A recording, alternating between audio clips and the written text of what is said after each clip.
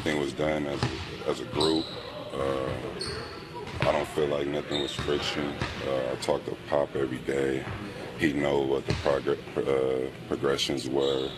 He knew what I was doing the whole entire time, as well as the front office, and we made a group decision, so it wasn't me just going out and saying, I'm going to go do this. Would you like to finish your career as a Spur? Yeah, for sure.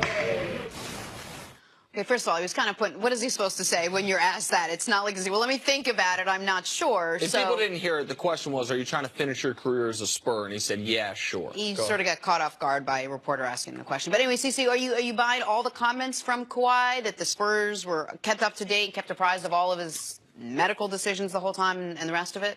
Well, yeah, I know Kawhi. I know some of the people that are around Kawhi. So for those who don't know him, this is his personality. He's very understated, has a very soft voice. So even in this interview, like, okay, what did he say? What was the question there? Like, this is who Kawhi is. But for full disclosure, there's no way that they could have made a collective decision as a group, because teams don't allow you to go outside of their staff from a medical standpoint to get a third or fourth opinion. So him being in New York getting treated, that was his decision that he made, that the Spurs agreed to allow him to do that. When you say teams don't allow you, what you mean is teams don't encourage that. Teams don't say leave here and go get a second opinion. He wanted to do that, so they let him do it. Yeah, there's a reason why the guy is a team doctor. Right. Because he's been paid by the team. And typically, he's an expert in medicine and athletic medicine and injury, so they don't feel like if they did, they would have him on staff. So when you go outside of that umbrella, you're going outside of that. So collectively, did they make this decision together?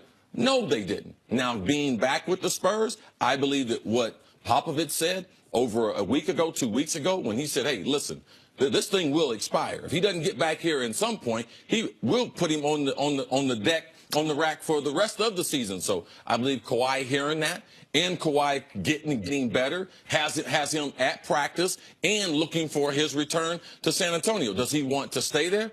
For now, but I believe that he would say the right thing, because it wouldn't help him if he said, I want out of San Antonio, because we saw LaMarcus Aldridge. He went to Pop this offseason, told him, I don't want to be here anymore. He said, good, no problem. You're going to be here. Right. He said, go get me Anthony Davis or Kevin Durant. We'll talk about it. And then, so which meant you're going to be here. Right. Exactly right. So here, am I buying Kawhi's comments? I'm not. I also, though, I think you make a good point, Jenna. It'd be one thing if Kawhi was like, listen, everybody, I have a press conference. I want to say something. I want to be a Spur for life. Thanks, guys. That's different than being put in a position where if he answers that any way other than yes, sure, it is a huge controversy. Absolutely. And so it's not that I feel like he was being disingenuous. I think he was put in a tough spot. But I think the most important timeline of this is Kawhi's hurt. The Spurs clear him. He goes outside the team. We don't know what that doctor said. Kawhi still is not back. Greg Popovich has that press conference and sets a de facto deadline, and within 5 days, we hear Kawhi's coming back. Like that, it does not take Dick Tracy to figure out what happened there. Some great detective. We know what happened there. I feel I know what happened there. That the Spurs felt Kawhi was going to wait until the last possible moment to clear himself to where he was always planning to play in the postseason for this team. And Greg Popovich made it known that is not available to you. The idea that you're going to come back in game 81 and say, I'll be here for the playoffs, guys, that is not okay with us. So Kawhi came back, and it's just so odd, CeCe, for a player to be at crosswise with the Spurs medical staff. This is a team that punted on a chance to defend their first title with Tim Duncan. Why? Because they had him have a knee surgery he didn't want to have, because they thought it was better for his long-term health of his career. Like, the Spurs are ultra-conservative on these things. That don't mean they're always right. Just because they have a history, just because that worked out for him, I know Kawhi his injuries are real.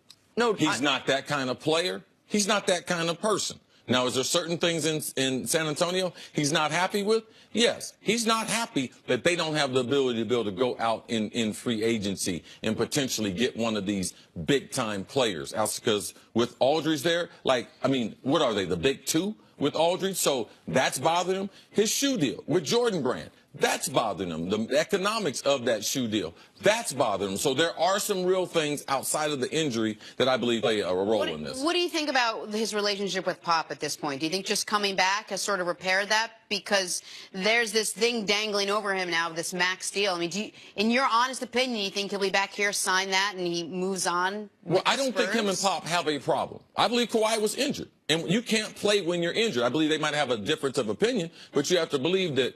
You have to know this. Pop is one of the great managers of personalities of not only basketball, U.S. basketball players, but international. He is able to have a locker room with, man, many different personalities, many different nationalities, and it goes smoothly. I believe this is just a bump in their relationship. I believe that Kawhi and the Spurs will work it out. They will not allow Kawhi to leave there. Kawhi's making, CC mentioned the shoe deal, $500,000 a year. I'd be shocked how low that is for an MVP candidate. $500,000 a year in his Jordan Brand shoe deal. He does not have a signature shoe.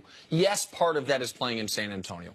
Part of that also, though, for good or for bad, is part of being who Kawhi Leonard is. His personality. His personality. Like, I'm not criticizing the personality. Nope, that's but, who like, he when is. you are that understated, when you are that low-key, when you don't draw attention to yourself, and you play in San Antonio, it's hard to get people to want to buy your sneakers. For kids to want to wear your sneakers, which therefore makes it hard for sneaker companies to say, we want to give you $10, $12, $15 million a year. Nope, you're right. All right, coming up, let's go back to the Cavs. Is LeBron James really at the peak?